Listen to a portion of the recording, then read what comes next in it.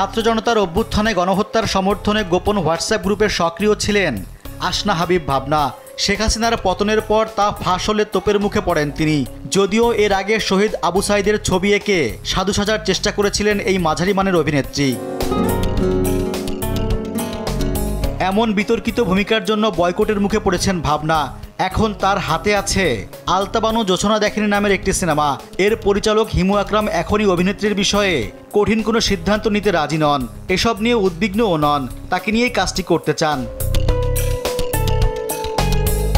বিতর্কিত অভিনয় শিল্পীকে নেয়ায় ছবিটির ওপর নেতিবাচক প্রভাব পড়বে না বলে মনে করছেন হিমু। তিনি বলেন, সিনেমাটি হলে মুক্তির পর নেটফ্লিক্স কিংবা অ্যামাজন প্রাইমে যাবে, সুতরাং কয়টা হল পাবো তার উপর আমি নির্ভরশীল না। আমার লক্ষ্য শুধু বাংলাদেশ না, গোটা বিশ্বের বাংলা ভাষাভাষী দর্শক, যাদের সংখ্যা 40 কোটির মতো।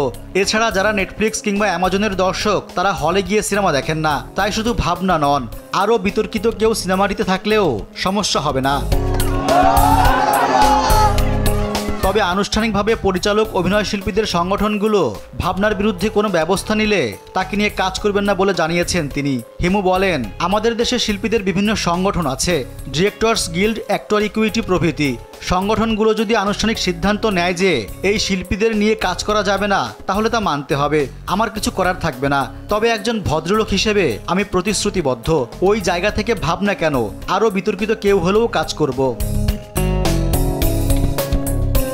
এই সিনেমায় নাম ভূমিকায় অভিনয় করবেন টলিউডের স্বস্তিকা মুখার্জি। ভাবনার চরিত্রের নাম জুলেখা। সৈয়দপুর ও সুন্দরবনে শুটিংয়ের অনুমতি না পাওয়ায় এখনই শুরু হচ্ছে না শুটিং। তবে কবে নাগাদ আলতাবানু জোছনা দেখবে সেটা নিশ্চিত নয়। পরিচালকের লক্ষ্য অক্টোবর মাস, সেভাবেই প্রস্তুতি নিচ্ছেন।